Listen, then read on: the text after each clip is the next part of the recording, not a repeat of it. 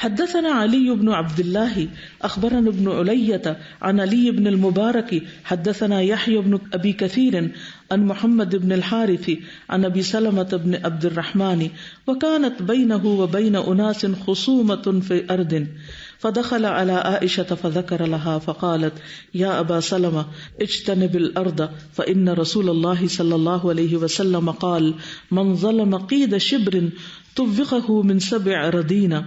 حدیث کی مناسبت یہی 7 اراضین ہے، لیکن اس میں دوسرے مسائل بھی ہمیں پتہ چل رہے ہیں. کہتے کہ علی بن عبداللہ بن مبارک نے ہمیں بیان کیا، استاد امام بخاری کے، انہیں ابن علیہ نے، انہیں علی بن المبارک نے، انہیں یحییٰ ابن ابی کثیر نے، انہیں محمد بن حارث نے، انہیں ابی سلمہ نے بیان کیا. وکانت بینہ وبین اناس، تھا ان کے درمیان اور کچھ لوگوں کے درمیان. کن کے درمیان؟ ابو سلمہ کے درمیان اور کچھ اور لوگوں کے درمیان جن کا نام ذکر نہیں کیا گیا. کیا تھا؟ خصومتن، ایک جھگڑا، فی اردن، ایک زمین کے بارے میں، یعنی زمین کے بارے میں جھگڑا. ہمارے معاشرے میں کوئی جھگڑے ہوتے ہیں زمین کے بارے میں؟ بہت زیادہ ہوتے ہیں. وہ کہتے ہیں نا 3 چیزیں جھگڑوں کی بنیاد ہیں، زر، زن اور زمین. اور یہ ہر دور میں رہی، دور صحابہ میں بھی رہی. تو یہاں ان کا جھگڑا ہو گیا کسی زمین کے بارے میں. فدخل علی عائشہ، تو وہ یہ جھگڑے کی داستان لے کر حضرت عائشہ کے پاس چلے گئے.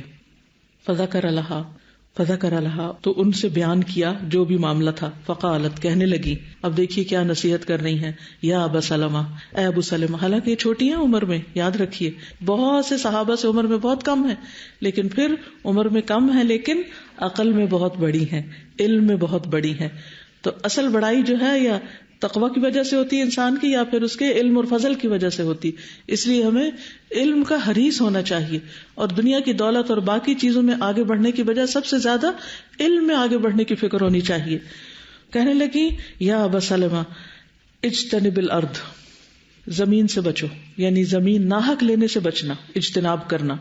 فإن رسول اللہ صلی اللہ علیہ وسلم، کیونکہ رسول اللہ صلی اللہ علیہ وسلم نے قال، فرمایا، من ظلم، جس نے ظلم سے لیا یا ظلم کیا، قید شبرن، بالشت برابر، طوقہ من 7 اراضین، اسے قیامت کے دن 7 زمینوں کا طوق پہنایا جائے گا. طوق آپ جانتے ہیں کیا ہوتا ہے؟ گلے کا ہار، یعنی گلے کے اندر جو لوہا ڈال کے جو سزا دی جاتی ہے، اور جس انسان گردن ادھر ادھر ہلانے کے قابل نہیں رہتا، وہ کتنا وزنی ہوگا، کتنا بھاری ہوگا، 7 زمینوں کے برابر.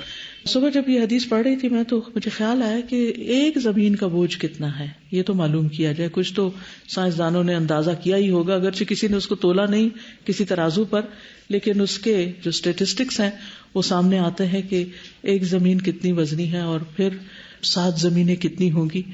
اور پھر آپ دیکھیے کہ صرف تھوڑا سا بھی کسی چیز کا وزن ہمارے اوپر آ جاتا ہے. مینا کا واقعہ آپ کے سامنے ہوگا کہ لوگوں کے وزن سے زمین میں دب کے مر گئے. تو قیامت کے دن ایسے شخص کا حال کیا ہوگا کہ جس کے گلے میں 7 زمینیں پڑی ہوئی ہوں گی. اور اس میں آپ دیکھیے کہ جو لوگ یتیموں کی زمین پر، عورتوں کی زمین پر ناحق قبضہ کر لیتے ہیں، یا بعض اوقات کالونیاں بنانے کے لیے، شہر بنانے کے لیے ظلمن لوگوں کی زمینیں ہتھیا لیتے ہیں ان کی مرضی کے خلاف، یعنی کہیں بھی ان کو پوری رقم یا حق نہیں دیا جا رہا ہوتا. تو یہ سارے معاملے کس قدر خطرناک ہیں، اور اس سے کتنا اجتناب کرنے کی ضرورت ہے. اور یہاں تو صرف ایک بالشت، ایک ہاتھ زمین کی بات ہو رہی ہے. کہاں ایکڑوں کے ایکڑ اور میلوں کے میل زمین جو ہے لوگ کسی کی ظلمن ہتھیا لیں، تو اس کی سزا کتنی بڑی ہو سکتی ہے.